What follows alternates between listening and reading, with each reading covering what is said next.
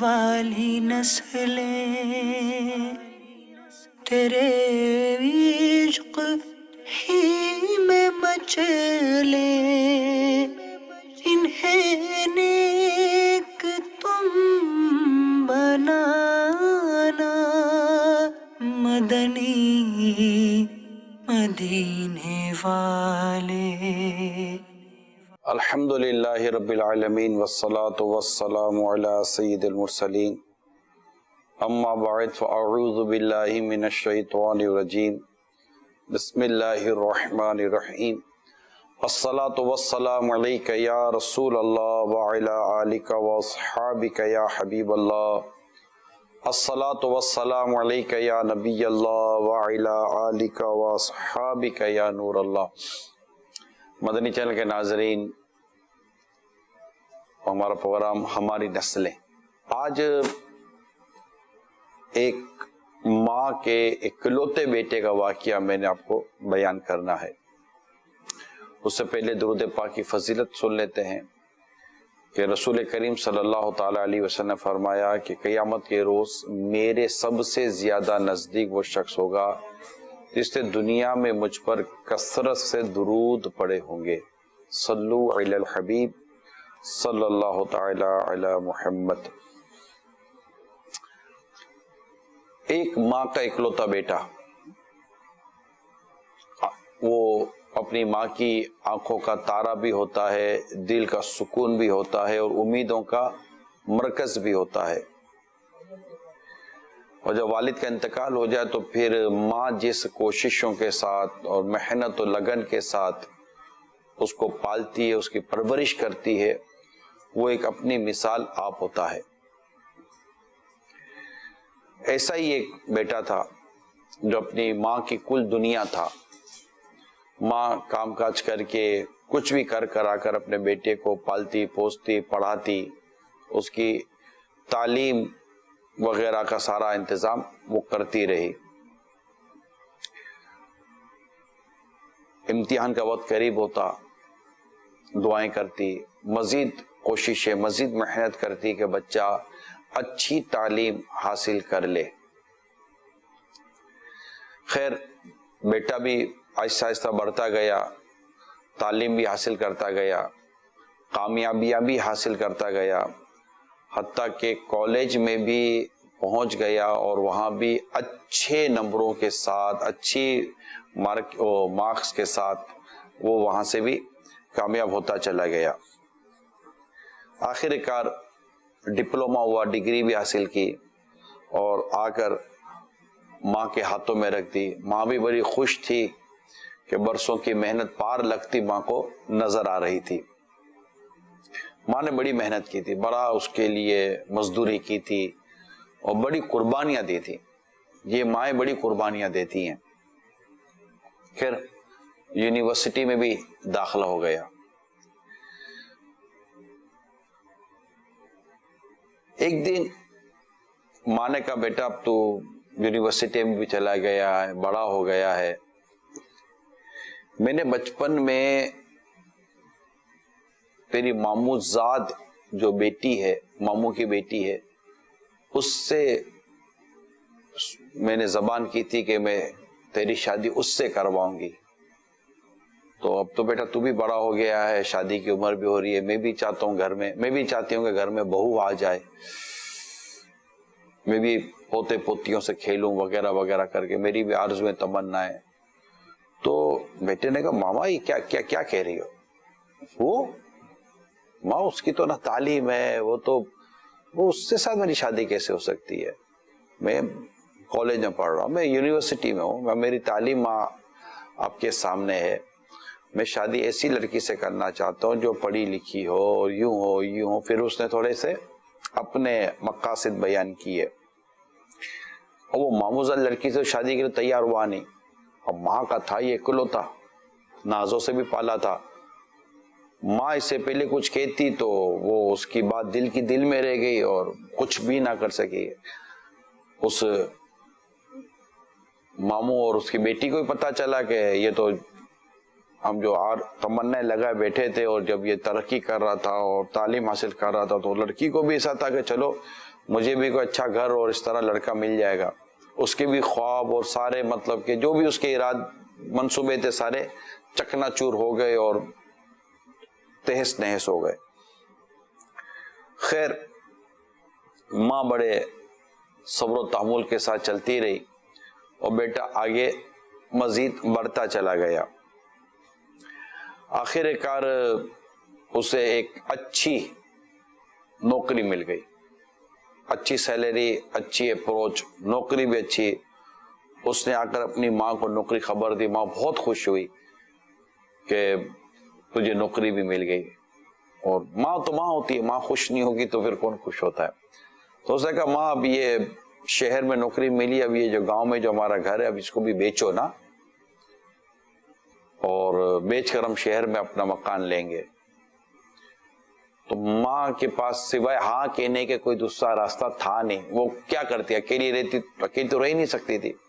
پھر وہ اپنی ماں کو لے کر شہر گیا, مکان لیا, اچھا مکان لیا. اور مکان کی جب ڈاکیومنٹیشن کی باری آئی کہ تو جو ڈاکیومنٹیشن میں سائن کرنی تھی تو اس نے پوچھا رجسٹرار نے کہ کس کے نام پر میں یہ رجسٹری بناؤں, پیپر بناؤں. اس نے کہا کس کے نام پر بنا, میرے نام پر بنانا اور کس کے نام پر بنا. ماں اس کو یوں دیکھتی رہے گی کہ پوچھا تک نہیں کہ ماں آپ کے نام پر کر دوں یا کچھ نہیں, کچھ بھی نہیں, نو لفٹ. چلو ماں تھی, ماں کیا کرتی, اچھا گھر تھا, رہنا شروع ہوئے. اور اس نے اپنی جاب کا جانا بھی شروع کیا. چند دنوں کے بعد اس نے اپنی امی کو کہا امی وہ میں جب گھر سے آتا ہوں جاتا ہوں تو اب پڑوس میں ایک فیملی ہے, مجھے اچھی فیملی لگتی ہے, ان کی لڑکی بھی ہے, کوئی ملاقاتیں یا رابطے یا سامنا آمنا ہوا ہوگا, رابطے ہو گئے ہوں گے اس کے. تو اس نے اپنی ماں کو کہا کہ اگر وہ یوں ہے اور میں چاہتا ہوں کہ اس سے میری شادی ہو جائے تو آپ میری اسے شادی کی بات کرو. تو ماں نے کہا ٹھیک ہے بیٹا, اگر تمہیں لڑکی پسند ہے تو میں جا کر دیکھ لیتی ہوں. کہا ماں دیکھ بھی لو نا, بات پکی کر کے شادی کی کر. تو یہ بالکل اسی طرح چل رہا تھا بیٹا. خیر ماں آخر کار شادی کی بات کر آئی اور وہاں بھی پسند ہو گیا کہ چلو لڑکا دیکھا ہوا ہے. شادی ہو گئی دونوں کی. پڑوسی تھی وہ لڑکی, گھر آباد ہوا, بہو گھر میں آئی, پڑھی لکھی تھی,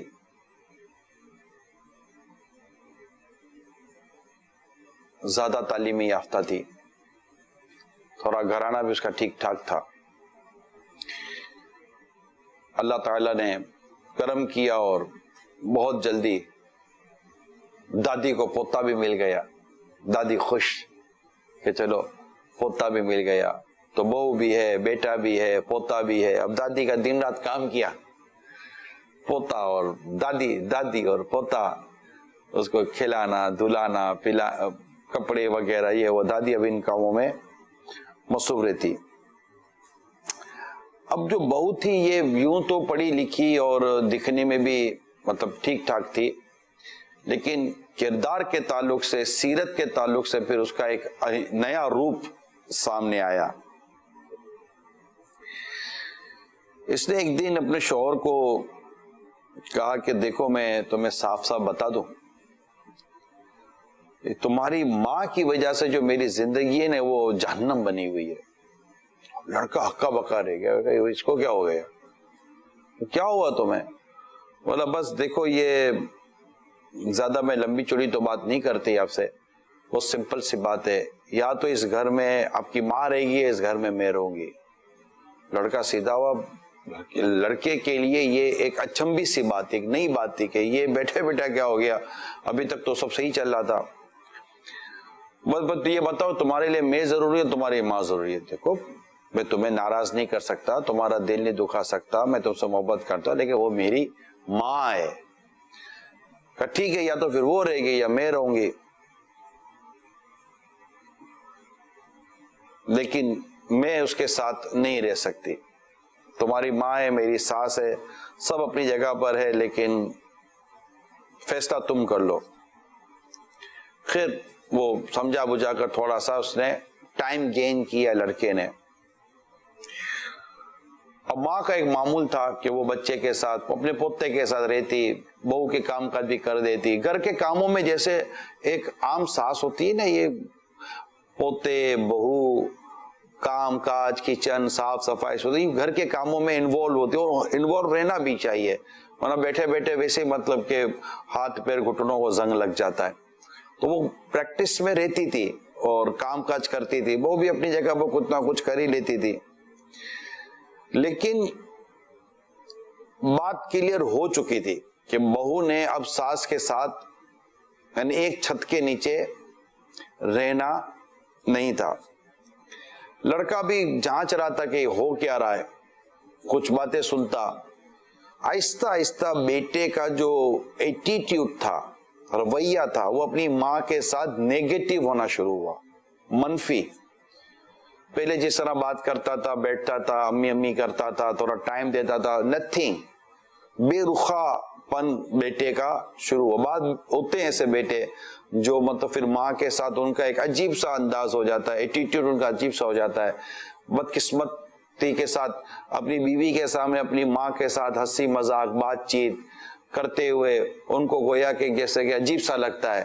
وہ اپنی بیوی کو خوش کرنے میں لگے ہوتے ہیں, ماں کا دل گردہ پھیپڑا دماغ برباد ہوتا ہو تو ان کو اس بات کی کوئی پرواہ نہیں ہوتی. وہ ماں کی ساری قربانیوں کو آہستہ آہستہ بھولتے چلے جاتے ہیں. کوئی نئی زندگی ہوتی ہے, بیوی ہوتی ہے, بچے ہوتے ہیں, سمجھتے ہیں یہی ہمارا سب کچھ ہے, یہی ہماری ایک پوری سی زندگی ہے.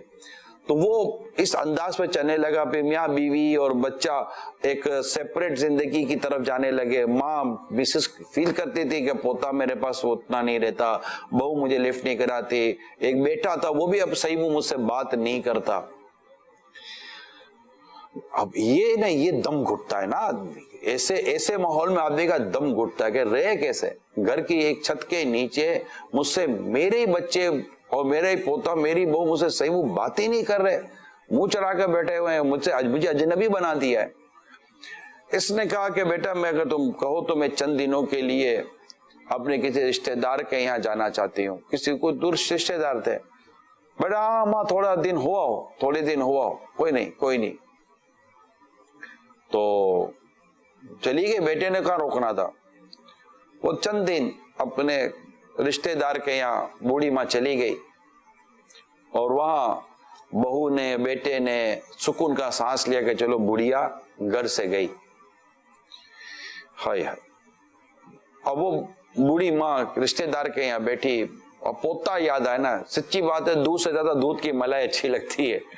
اب یہ جو اولاد کے جو بچے ہوتے ہیں نا, یہ دادا دادی نانا نانی کو بہت پیارے ہوتے ہیں. جنرل بات کر رہا ہوں. اب اسے رہ کر پوتا یاد آئے. پوتا بھی بڑا دادی کے ساتھ گھلا ملا ہوا تھا. پوتا تھوڑا بڑا ہو گیا تھا. پوتا دادی کو پہچانتا تھا, سمجھتا تھا, تھوڑا ٹائم ہو گیا تھا. اب اس کو پوتا یاد آئے, پھر بیٹا بھی یاد آئے کہ بیٹے کو بھی دیکھ لوں. ایک دن ہمت کر کے وہ کہا کہ رشتہ دار سے کہ میں جا رہی ہوں اپنے بیٹے سے ملنے کے لیے. کہا ہاں جاؤ. اب وہ بیچاری کے پاس پیسے کرایہ وغیرہ تو تھا نہیں. پیدل چلی دھوپ میں, چلچلاتی دھوپ میں پیدل چلتے چلتے دروازے تک پہنچی بیٹے کے. دروازہ بجایا, دروازہ کھول ہی نہیں رہا. اور بجایا, کھول ہی نہیں رہا. اور بجایا تو دروازہ کھل گیا. تھوڑا زور سے بجایا تو سامنے بہو کھڑی تھی. بہو دیکھ کے آپ اب یہ کیا کرنے کے لیے آئی ہو؟ ہمیں سکھ سے رہنے دینا نہیں رہنے دینا؟ کیوں ہماری زندگی کو جہنم بنانے کو تلی ہوئی ہو؟ کیوں ہماری خوشیوں کو ڈاکہ ڈالنے کے لیے آتی ہو؟ اچھی خاصی زندگی کے دن گزار رہے تھے, ہم دوبارہ پھر آ گئے منہ اٹھا کر. ساس کے پاؤں تلے تو جیسے کہ زمین سی سڑک گئی کہ یہ ہو کیا گیا ہے, یہ مجھ سے کس طرح بات کری ہے میری وہ. تو کہا بیٹا وہ مجھے وہ پوتا یاد آ رہا تھا, تو میں تو اپنے پوتے سے ملنے کے لیے آئی تھی. اتنے میں وہ لڑکا باہر آیا. ماں بھی تھوڑی گھر کے اندر داخل ہو گئی, اور بیٹا ماں کے پاس بیٹا ماں رہنے دو نا ہماری خوشی سے کے ساتھ. کیا بولا بیٹے نے؟ ماں رہنے دو نا ہمیں خوشی کے ساتھ, کیوں ہماری خوشیوں پر ڈاکے مارتی ہو ماں؟ تمہارا بیٹا خوش رہتا ہے تمہیں اچھا نہیں لگتا ماں؟ اب ماں بیٹے کا منہ دیکھ رہی ہے، ماں کے اوپر تو بجلی گر گئی، ماں کے اوپر جیسا کہ آسمان ٹوٹ پڑا. ماں بولے یہ وہی ہے جس کے لیے میں نے اپنی ساری مطلب کہ عمر تاک دی، محنت مزدوری کرتی رہی، اپنی خوشیوں کا اپنی آرزوؤں کا میں گلا گھونٹتی رہی اور اس کی ترقی کے لیے دعائیں کرتی رہی. یہ اس کو جب بھی کامیابی ملتی تھی سب سے زیادہ خوش میں ہوتی تھی، اور آج مجھے کہہ رہا ہے کہ میں اس کی خوشیوں پر ڈاکہ ڈالنے کے لیے آئی ہوں. جب یہی سننا تھا مجھے. ماں تو سکتے میں آ گئے نا. اب بیٹا سمجھ تو گیا کہ ماں کو بھی جھٹکا تو ٹھیک ٹھاک لگ گیا ہے. تو دیکھا ماں ایک کام کرتے نا، میاں بیوی نے تھوڑی دیر میں پلاننگ کی ایک، پھر ماں کو آ کر کے ماں ایک کام کرتے، ایک جگہ چلتے ہیں، چلو تھوڑا چکر لگا کر آ جاتے ہیں، تمہاری بہو بھی چلتی ہم بھی چلتے ہیں، تھوڑا موڈ صحیح ہو جائے گا. ماں نے کہا کہ چلو جب تم دونوں کہتے ہو تو میں بھی چلتی ہوں. دادی اپنے پوتے کو لے کے پیچھے بیٹھ گئی اور گاڑی چلی. گاڑی ایک جگہ رکی، سارے اندر گئے.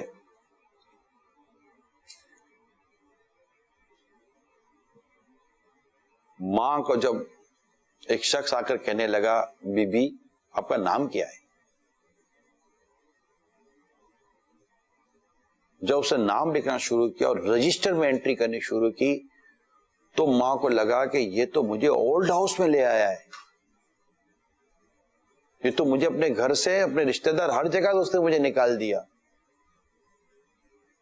اور بیٹا ماں کو وہاں بٹھا کر اولڈ ہاؤس کے اندر گاڑی میں بیٹھ کر اپنے بیوی بچوں کو لے کر نکل گیا.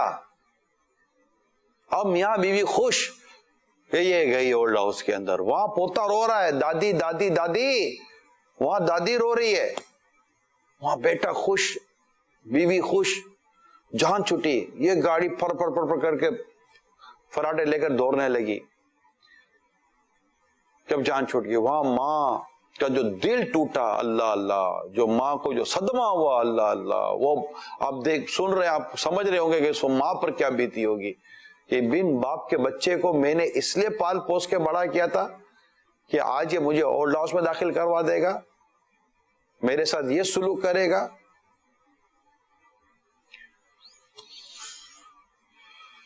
گاڑی جا رہی ہے، اچانک ایسا جیسے کہ لڑکی تو بہو تو خوش تھی کہ بڑھیا گئی، بیٹے نے اپنی ماں کو چھوڑ دیا، بہو خوش ہو گئی، بہو کی مراد پوری ہو گئی ایک طرح سے.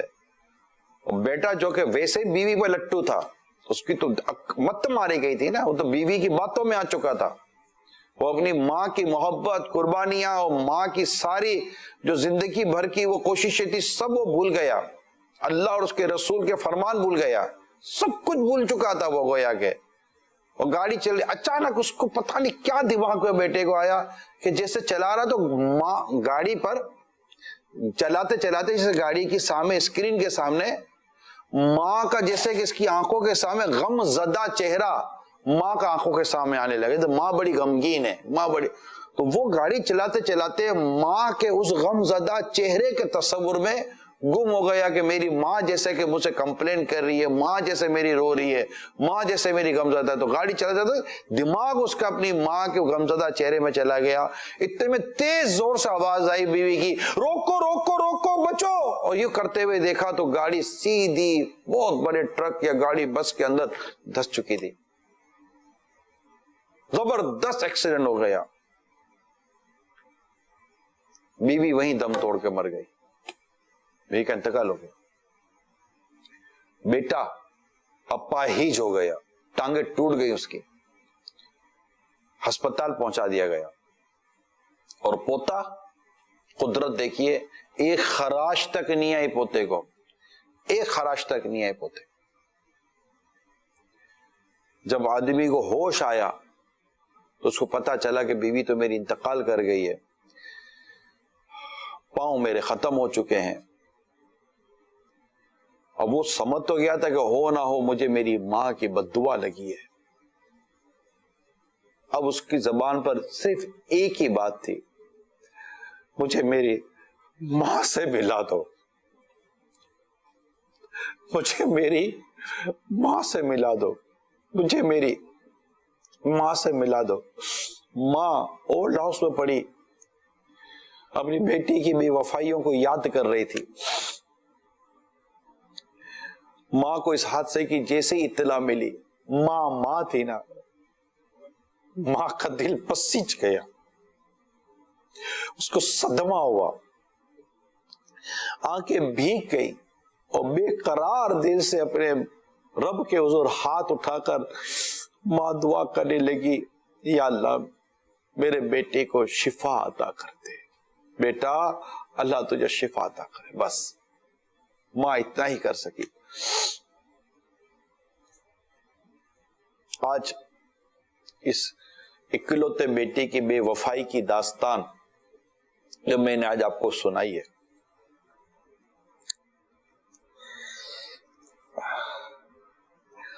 نہ جانے ایسے کتنے ہی بیٹے ہیں جنہوں نے اپنے والدین کے ساتھ ایسا یا اس سے بدترین سلوک کیا ہوا ہے. ہماری نسلوں میں, ہماری اولادوں میں یہ ایک وائرس زمانے سے آ چکا ہے, ایک برباد, ایک کمزوری زمانے سے آ چکی ہے. ماں باپ کے ساتھ بے وفائی. کافی اولاد ہے, تھوڑی نہیں ہے, سب نہیں ہے, مگر بڑی تعداد ہے جو اپنے والدین کے لیے بے وفا ہو چکی ہے, اور اپنے ماں باپ کی قربانیوں کو, اپنے ماں باپ کی وفاؤں کو بھول چکی ہے. ماں انتقال کر جاتی ہے تو باپ اپنے بیٹے کو پالتا پوستا. اب یہ لاک ڈاؤن ہے نا, میں شاید کچھ عرصے پہلے میں نے بتایا تھا آپ کو, یہ لاک ڈاؤن ہے نا, بچوں کو تو نہیں نہ پتا ہوتا کہ اب کیا ہوگا, کیسے ہوگا, کس طرح ہوگا. چھوٹے بچے ہیں, 5 سال کے, 6 سال کے, 10 سال کے, ان کو تو نہیں نہ پتا کون پریشان ہے. سب سے زیادہ پریشان باپ ہے, سب سے زیادہ پریشان والد ہے. کیسے ہوگا, میں کیسے ان کے لیے افطار اور سحری کا انتظام کروں, میں کیسے ان کے لیے کپڑوں کا انتظام کروں, کاروبار کیسے ہوگا, کام کاج کیسے ہوگا, بزنس کیسے ہوگا, پیسے کہاں سے آئیں گے.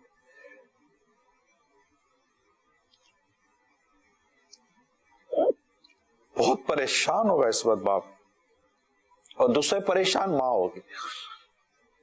یہ اس وقت دونوں بیٹھ کر ہو سکتا ہے کسی کمرے کے اندر بات کرتے ہوں کہ کام کاج نہیں ہے, پیسے نہیں ہے, بچے عید کیسے منائیں گے, کہ کپڑے کہاں سے آئیں گے, کہ جوتے کہاں سے آئیں گے.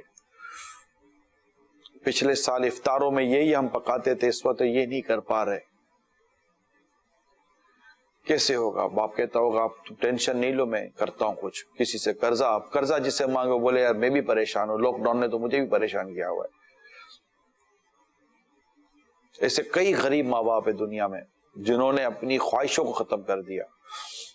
عید آتی, اپنے لیے ایک جوڑا نہ بناتی ماں, ایک جوڑا نہ بناتا باپ, نہیں ہے بچوں کے لیے. ان کو کچھ کھانا ہوتا کہتے نہیں ہے بچوں کے لیے, کچھ پینا ہوتا نہیں بچوں کے لیے.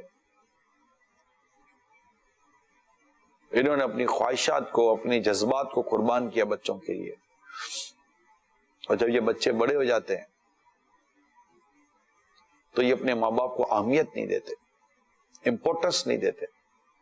اور جب ان کی شادی ہو جاتی ہے تو ان کی بے وفائیاں عروج پر ہوتی ہیں. اور جو ایسی بہویں ہوتی ہیں نا,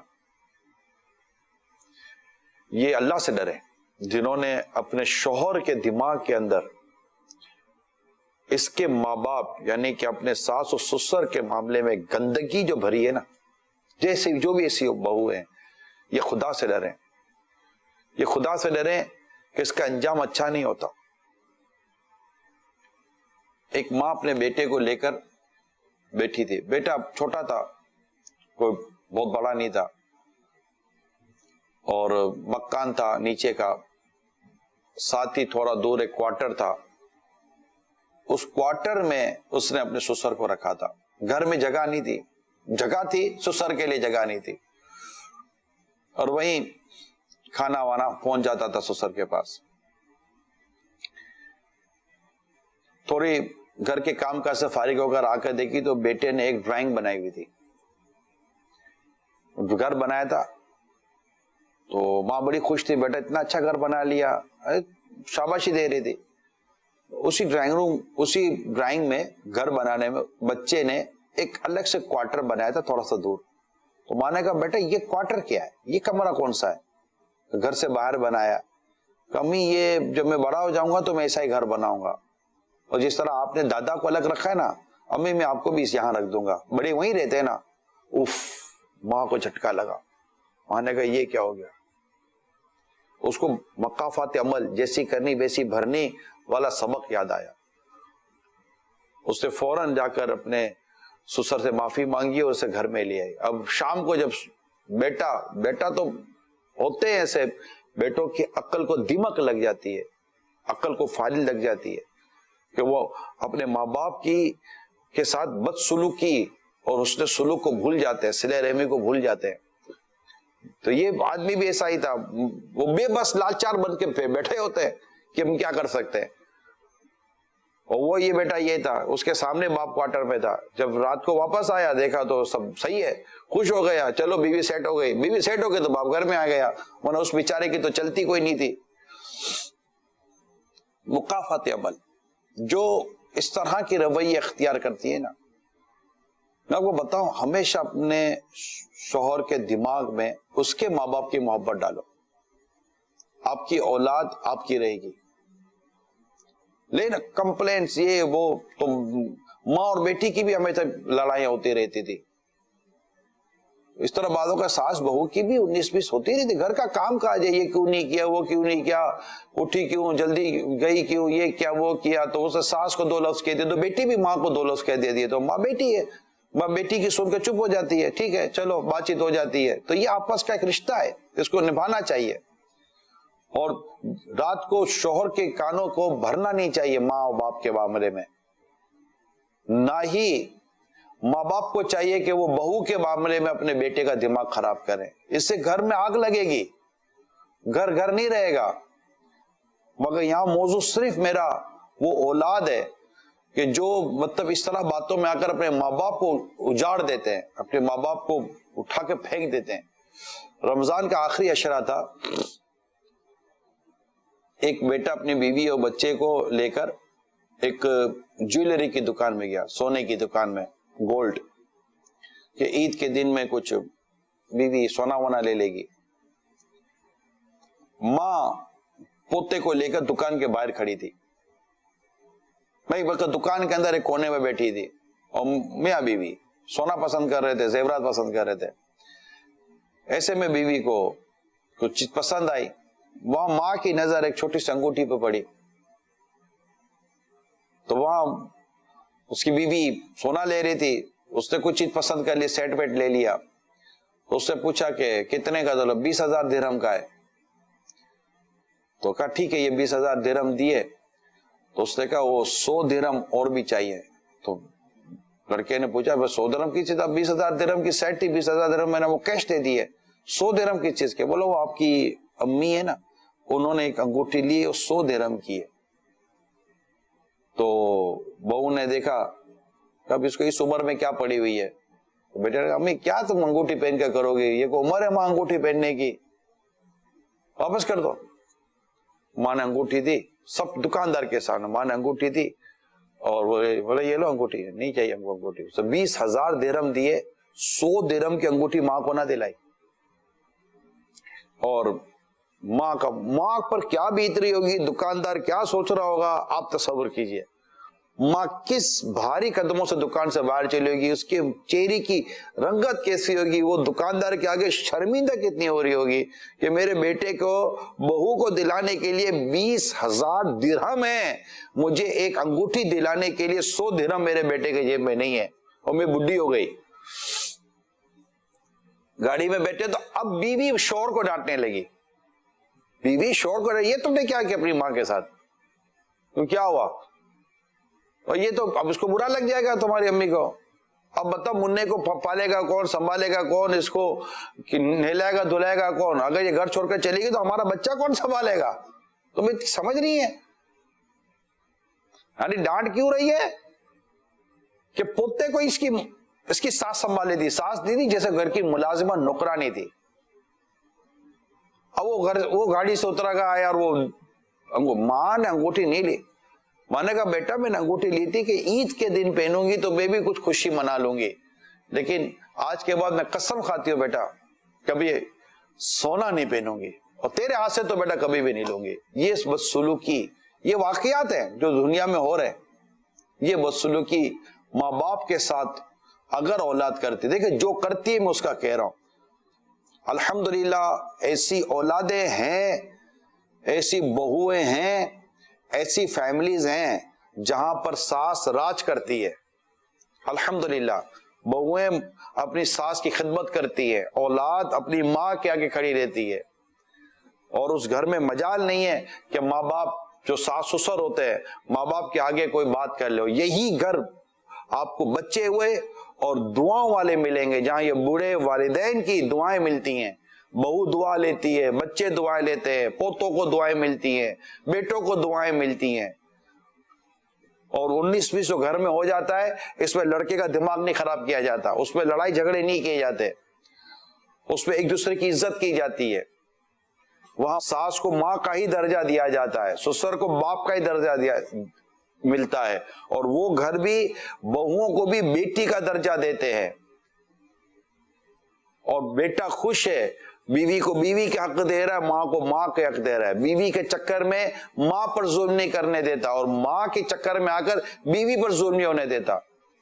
جو بیویوں پر ظلم ہونے دیتے ہیں ان شوہروں کو بھی سمجھنا چاہیے کہ شادی آپ نے کی ہے، آپ کی ماں کیوں آپ کے سامنے آپ کی بیوی کو ستائے گی، کیوں آپ کی بیوی پر زیادتی ہوگی. بیوی آپ کی ہے، بیوی کا حق ہے کہ آپ اس کے اوپر ظلم و زیادتی سے اس کو بچائیں، اس کے دل آزاری اس کی تکلیفوں سے آپ اس کو بچائیں. آپ اس کے شوہر ہیں، وہ آپ سے امید رکھتی ہے. تو یہ جب گھر گرہستی ہو جائے نا کہ بہو اپنے ساس کی خدمت کرے اس کو ماں کا درجہ دے کر، اور اپنے شوہر کو بات ہوتا بولا آپ چھوڑ دے نا، ماں چھوڑے میں جانوں، اور میری امی یعنی ساس کو امی بولتی ہے ہمارے عموماً، میں جانوں امی جانے، ہوتا رہتا ہمارے آپس میں، ہم گھر میں رہتے ہیں، آپ کو کیا، آپ اپنا کام کاج کرو. یوں کر کے اپنے شوہر کو اگنور کروا دے. ایسا کتنا خوش ہوگا یار وہ شوہر کہ یار کیا گھر ہے یہ، مزہ آ گیا. ایسے میں اس کی بیوی کی اہمیت بڑھتی ہے کہ یار یہ بڑی سمجھدار عورت ہے، اور وہ جا کر اپنی ماں کے قدموں میں بیٹھے.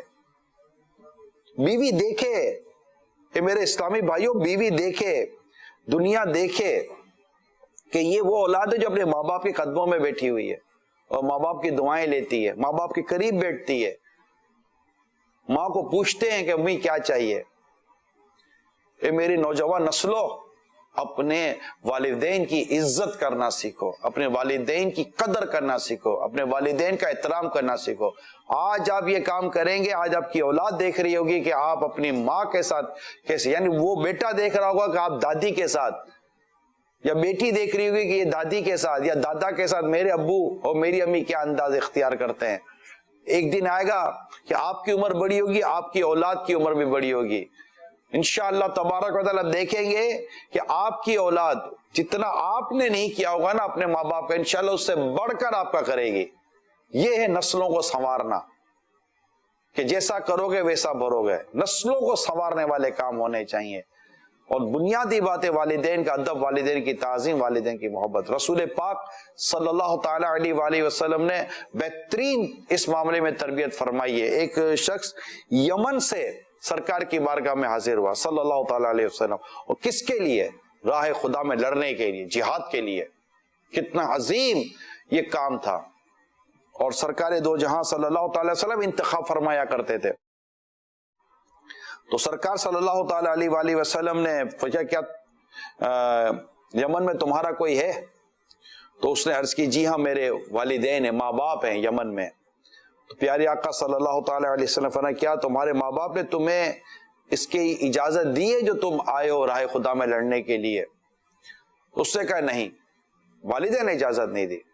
اب رسول پاک صلی اللہ تعالی علیہ وسلم نے کچھ یوں ارشاد فرمایا واپس جاؤ، واپس جاؤ، اپنے ماں باپ کے پاس چلے جاؤ اور ان سے اس چیز کی راہ خدا میں لڑنے کی، جہاد کی اجازت طلب کرو.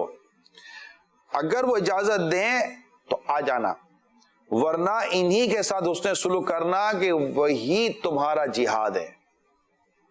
واپس بھیج دیا رسول پاک صلی اللہ تعالی علیہ وسلم نے. اجازت لو. آج ماں باپ کی اجازت کون لیتا ہے؟ ماں باپ روک کے تو رکتے ہی نہیں ہیں. ہماری نسلوں کا حال عجیب و غریب ہے.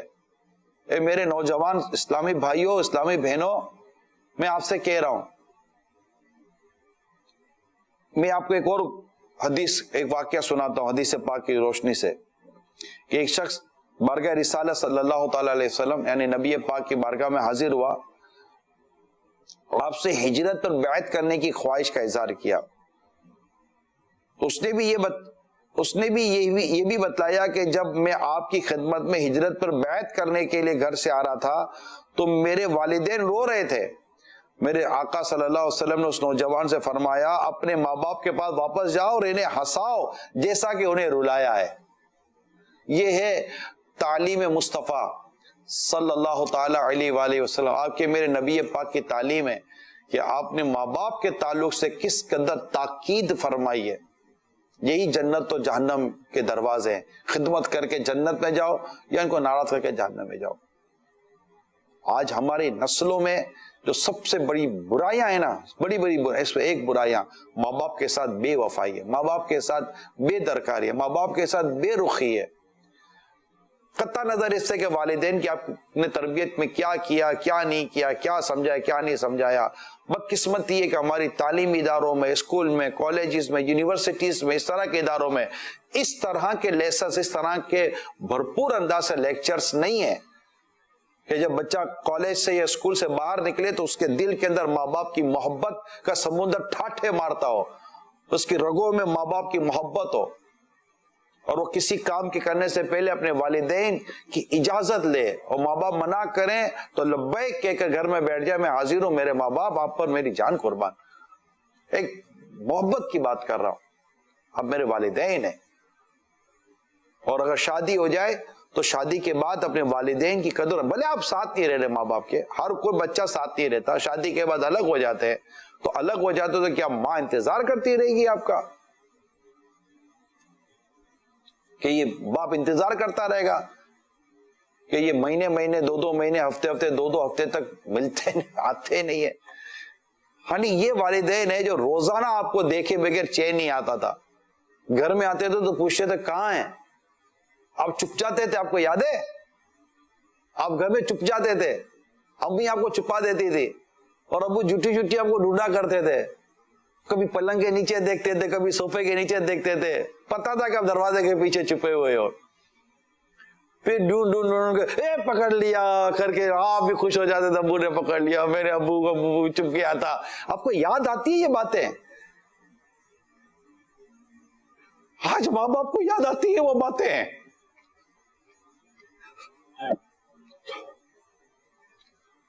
آج ماں باپ کو یاد آتی ہے وہ باتیں؟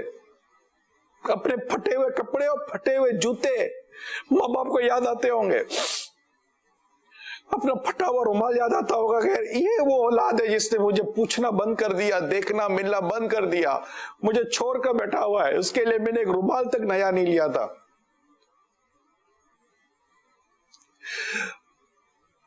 اپنے ماں باپ کی قدر کرو. اللہ تعالیٰ نے ماں باپ کی قدر، ماں باپ کا احسان مان، وبالوالدین احسانا، ان کا احسان مانو، ان کا شکریہ ادا کرو.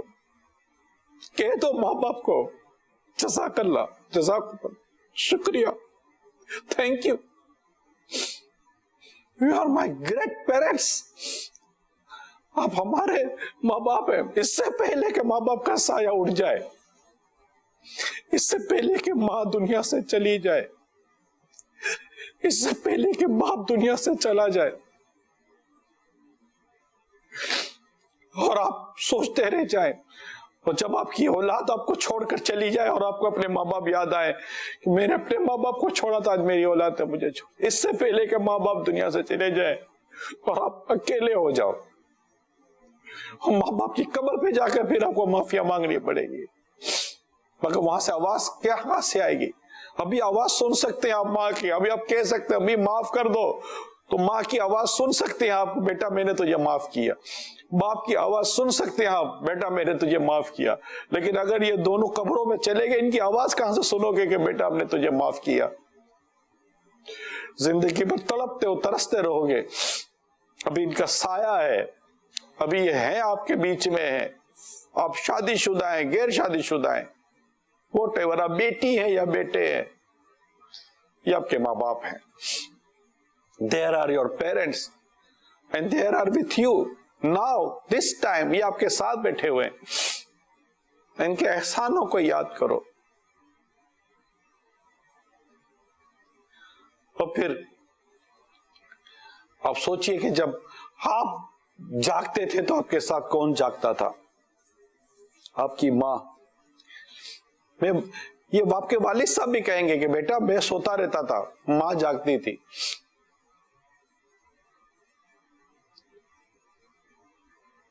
آپ کے ابو کہیں گے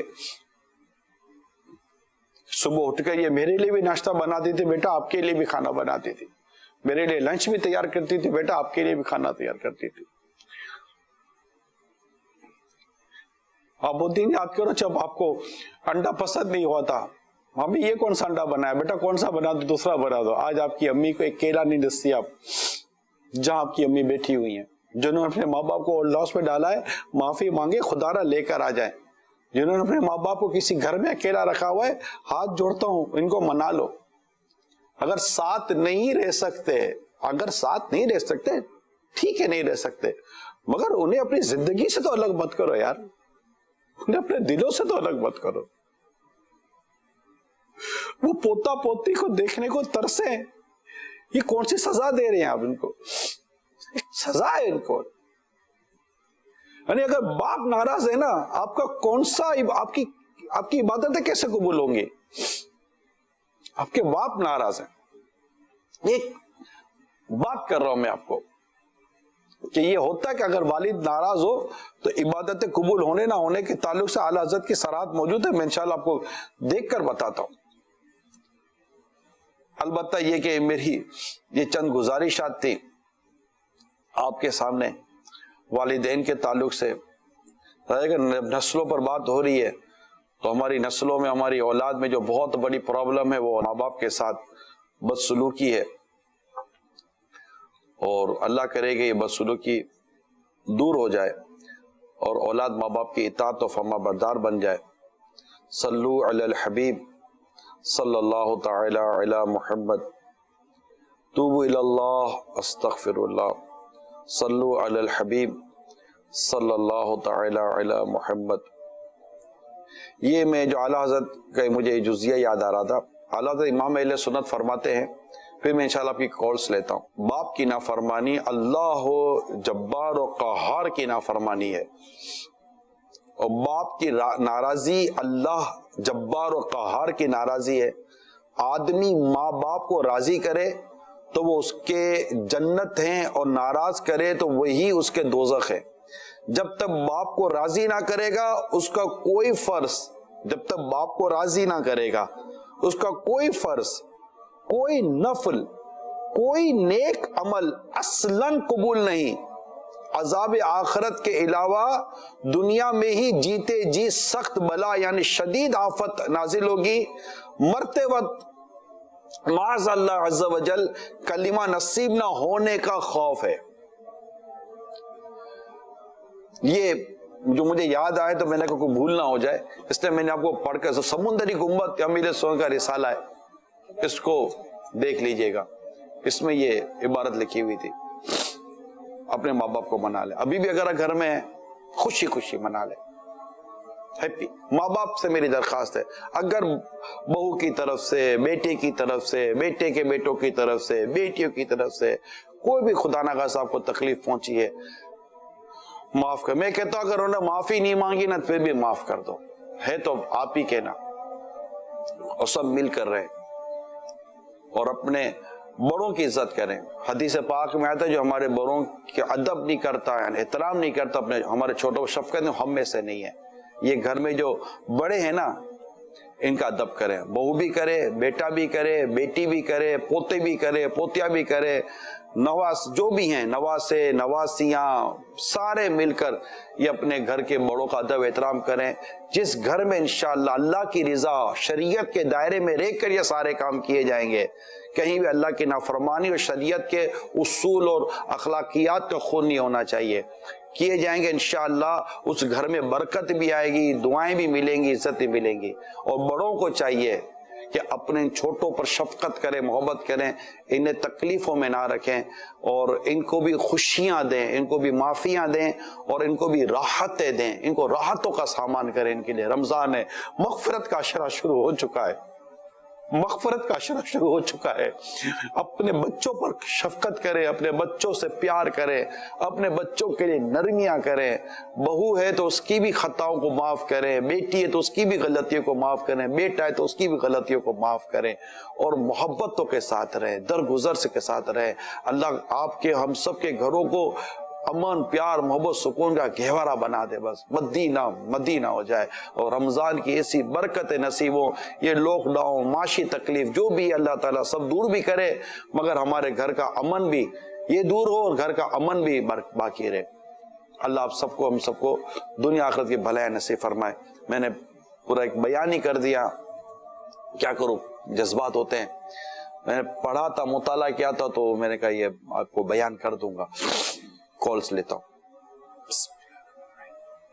نگرانی شورا کا سلسلہ ہماری نسلیں, اس میں والدین کے موضوع پہ گفتگو ہو رہی ہے. الحمدللہ بہت ساری چیزیں سیکھنے کو مل رہی ہیں. دعوت اسلامی کے مدنی ماحول کی بھی اپنی ہی برکتیں ہیں. ایک دن چھوٹے بھائی کے کسی معاملہ پر میں اپنے والد صاحب سے بات کر رہا, تو بس باتوں ہی باتوں میں اونچی آواز میں بات کرنے لگ گیا.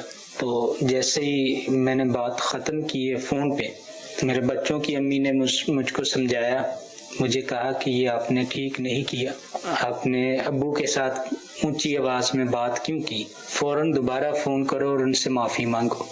یوں کر کے میرے بچوں کی امی نے میری اصلاح کی, اور میں نے پھر دوبارہ اسی وقت کال کی اور ان سے معافی مانگی. تو الحمدللہ دعوت اسلامی کا مدنی ماحول, مدنی چینل کی برکت سے گھر کا ماحول اچھا ہوتا ہے. میں یہی عرض کروں گا دیکھنے سننے والوں کو کہ مدنی چینل کو اپنے گھر میں لازم و ملزوم کر لیں. السلام علیکم ورحمۃ اللہ وبرکاتہ. السلام ورحمۃ اللہ وبرکاتہ. ماشاءاللہ, بہت خوب, بہت اچھا ہوا. بہو کا کردار بھی اچھا رہا. ایسے میں والد کو اگر نہیں کہا تو کہہ بھی دینا کہ آپ کی بہو نے میری توجہ دلائی اور میں نے معافی مانگی. تو سسر کے دل میں بہو کی اہمیت بھی بڑھے گی. یہ بھی ہونا چاہیے کہ ماں باپ کے دل میں بہو کی اہمیت پیدا کرنے کے لیے بیٹا کوشش کرے, کہ ان کی مطلب کہ لگے کہ ہماری بہو ہمارے بیٹے کو بگاڑ نہیں رہی ہے بلکہ ہمارے قدموں میں ڈال رہی ہے. غلط فہمیاں ہوتی ہیں بعض اوقات, وہ دور ہو جائیں گے انشاءاللہ. ماشاءاللہ, مبارک, بہت اچھی کال تھی. جی میرا نام سر علی حیدر ہے اور میں بہاولپور سے بات کر رہا ہوں. یہ جو آج مولانا صاحب موضوع لے کے آئے ہیں بچوں کا والدین سے پیار, یہ بہت اچھا موضوع ہے. اسی طرح کے پروگرام ہونے چاہیے. شکریہ, جزاک اللہ خیرہ. جی نگرانی شورا کو اللہ تعالیٰ خوب برکتیں نصیب فرمائے, جو کہ ہمارے لیے اور اس معاشرے کے لیے بہت ہی اچھے اور نایاب ٹاپک لے کر آتے ہیں. یہ گھر گھر کا ٹاپک ہے. ہر لڑکی شادی سے پہلے بہت ہی اچھے سے ملتی ہے, ساس کے ساتھ بھی, سسر کے ساتھ, سب کے ساتھ, اور بہت سے وعدے کرتی ہے کہ میں اچھے سے رہوں گی, سب کو ساتھ لے کے چلوں گی, توڑنے والی نہیں ہوں میں. اور جیسے ہی شادی ہو جاتی ہے تو وہ لڑکی, اب اس کا ذہن یہ ہوتا ہے کہ یہ لڑکا تو بالکل اپنی ماں سے کٹ آف ہو جائے, اور میں جو ہے اپنی ماں کو جب یہ چلا جائے گھر سے تو فون کر کے ساری یہاں کی سٹوریاں وہاں سناؤں. تو اور پھر اگر اس کے پاس وسائل اتنے نہ ہوں تو لڑکے کے پاس, تو لڑکی جو ہے بعض اوقات بچوں کے ذریعے بلیک میل بھی کرتی ہے. تو اس سلسلے میں آپ کیا مشورہ دیں گے کہ شادی کس طرح انسان کرے, کیسی لڑکی کے ساتھ کرے کہ یہ مسائل کم سے کم ہوں؟ اور اب یہ بھی آج کل ایسا ٹائم ہے کہ یہ بھی نہیں پتہ چلتا کوئی مذہبی گھرانے کا ہے یا صرف دکھنے میں ہی لگتا ہے, اندر اس کے کیا ہے. تو یہ بہت ہی آج کل بہت ہی عجیب و غریب سچویشن بنی ہوئی ہے. تو اس بارے میں تھوڑا سا مدنی پھول عطا فرمائیں. دیکھیں ہر بہو تو ایسی ہوتی نہیں ہوگی، ظاہر ہے تو گھر چلانے والی، گھر ابھی تھوڑی دیر پہلے یہ کال آئی کہ اس نے کتنا اچھا کردار ادا کیا بہو نے، ایسی بھی بہو ہیں اور وہ بھی ہیں جیسا آپ کہہ رہے ہیں. اب دو چیزیں میں آپ کو عرض کروں گا. ایک حد تک کیا معلومات لے سکتے ہیں، ایک حد تک معلومات لے سکتے ہیں کہ گھر نیک ہے، مذہبی ہے، عاشقان رسول کا گھرانہ ہے اور وہ چند چیزیں.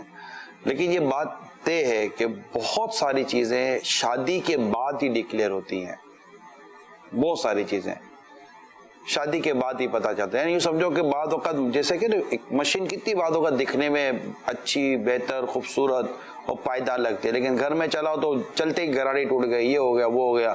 اب اس کا اندر کیا ہے یہ تو اندر آنے کے بعد پتہ چلتا ہے. تو یہ ہوتا ہے بعض اوقات ظاہر اچھا ہوتا ہے تو باطن اس ظاہر سے بھی زیادہ اچھا نکل آتا ہے، یہ بھی ہوتا ہے. اور بعض اوقات یہ ہوتا ہے کہ ظاہر اچھا ہوتا ہے لیکن باطن اچھا نہیں ہوتا. اور بعض اوقات یہ ہوتا ہے کہ ظاہر اتنا اچھا نہیں تو باطن بہت اچھا ہوتا ہے. یہ غنیمت ہے کہ چلو ظاہر اتنا اچھا نہیں ہے، باطن اچھا ہونا چاہیے، کردار اچھا ہونا چاہیے. بظاہر اتنی زیادہ سہولت نہیں ہے لیکن اور بہت ساری سہولتیں ہوتی ہیں. یا بظاہر یہ ہوتا ہے کہ دکھنے میں بہت اچھی ہے لیکن اندر سے بڑی گندگی ہوتی ہے، کردار، دماغ خراب ہوتا ہے. تو یہ چیزیں ہوتی ہیں. لیکن یہ چیزیں بعض اوقات رشتہ ہو جاتا ہے، رخصتی ہو جاتی ہے. لڑکے سے کیا بھی یہی ہوتا ہے، لڑکا شروع میں بہت اچھا نظر آتا ہے لیکن شادی کے بعد جب باقاعدہ داماد بن کر آتا ہے پھر پتہ چلتا ہے کہ کیسا جان کو آ گیا یہ. تو کئی چیزیں ایسی ہوتی ہیں، سسرالوں کے آپس کے باتیں بھی ایسی ہوتی ہیں کہ جب تک بات پکی ہوئی ہوتی ہے تب تک بڑی مطلب کہ وہ محبت بھرا انداز ہوتا ہے، لیکن جب شادی ہو جاتی ہے تو سچے اگر یوں سمجھو کہ بھائی بہنوں کے بچوں میں بھی شادی ہوتی ہے نا، کہ مطلب وہ خالہ کی ماموں کا اور وہ پھوپھی کا بیٹا بیٹی ان کی بھی شادی ہو جاتی ہے.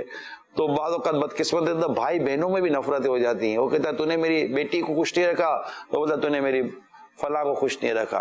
تو یہ ہو جاتے ہیں. تو کئی چیزیں ایسی ہیں جو شادی کے بعد ہی ڈکلیئر ہوتی ہیں، اگرچہ شادی سے پہلے ہم کچھ نہ کچھ معلومات لے لیتے ہیں. مگر میں یہی عرض کروں گا کہ آئیڈیل سچویشن نہیں بنتی کہ جیسا آپ چاہتے تھے 100% ویسا ہو، یہ نہیں ہوتا. کچھ نہ کچھ کمزوریاں آپ میں بھی ہیں، کچھ نہ کچھ کمزوریاں آنے والے میں بھی ہیں. جو آئی ہے اس کو بھی اپنے آئیڈیل گھر ملے ضروری نہیں ہے، اور جو لائیں ان کو بھی آئیڈیل گھر ملے وہ ضروری نہیں ہے. تو کمپرومائز، سیکریفائز اور برداشت سے گھر چلتے ہیں، یہ ہمیشہ یاد رکھیے گا. یہ میری درخواست ہے. جی کال دیں. نگرانی شورا نے جو آج ٹاپک کا انتخاب کیا ہے، اولڈ ہاؤس میں والدین کو چھوڑ آتے ہیں بچے، تو اس کی جو شروعات ہوتی ہے وہ اس طرح ہوتی ہے کہ جب بچے چھوٹے ہوتے ہیں تو وہ باہر ان کی جو تربیت ہے وہ دینی نہیں کرتے. اگر وہ نماز پڑھنے جا رہا ہے تو کہتے ہیں مولوی نہ بنو. تو پھر جب اسی طرح آپ نے ان کو ویسٹرن کلچر میں پڑھایا ہے اور ان کی تربیت کی ہے، تو جب وہ بڑے ہوئے ہیں تو تب بھی وہ پھر اسی کلچر کو اڈاپٹ کریں گے. تو پھر جب اولاد ان کو اولڈ ہاؤس میں چھوڑ آتی ہے پھر والدین مولوی کے پیچھے ہی بھاگتے ہیں کہ بھئی اب اس کو یہ دعا کرے کوئی. تو ہمیں چاہیے کہ دینی تعلیم و تربیت کیا کریں، اور اس تربیت کے لیے دعوت اسلامی بہت اچھا کام کر رہی ہے. تو سب کو چاہیے کہ دعوت اسلامی کو اپنے بچے وقف کر دیں. ماشاءاللہ، میں تائید کرتا ہوں آپ کی بات کی. کوئی عالم دین، عاشق رسول، وہ دین و اسلام کو صحیح سمجھنے والا اور عمل کرنے والا اللہ نے چاہا تو آپ کو نہیں ملے گا جس نے اپنے برے ماں باپ کو اپنی زندگی سے باہر کر دیا ہو یا اپنے یوں اس کے ساتھ زیادتی کی ہو. تو اپنے بچوں کو نیکی کے راستے پر لے کر آئیں اور خوف خدا اور عشق رسول اس کی رگوں رگوں میں داخل کریں. انشاءاللہ یہ آپ کا ہو جائے گا. میں اپنے تمام تر بچے بچیوں سے، نوجوانوں سے عرض کرتا ہوں کہ اسلام و دین کا یہ جو بنیادی پیغام ہے انشاءاللہ کریں. نسلیں سنوارنی ہے تو ان کے اندر صحیح معنوں میں خوف خدا و عشق رسول داخل کریں. ماں باپ کی محبت و تعظیم دیں. ماں باپ کی ہر وہ بات جو شریعت سے نہ ٹکراتی ہو وہ ماننی ہے. ہاں خدا نخواستہ اگر والدین وہ بات کرتے ہیں جو شریعت کے خلاف ہے، جو دین کے خلاف ہے، جو اللہ اور اس کے رسول کی نافرمانی والی بات ہے، تو وہ نہیں مانی جائے گی.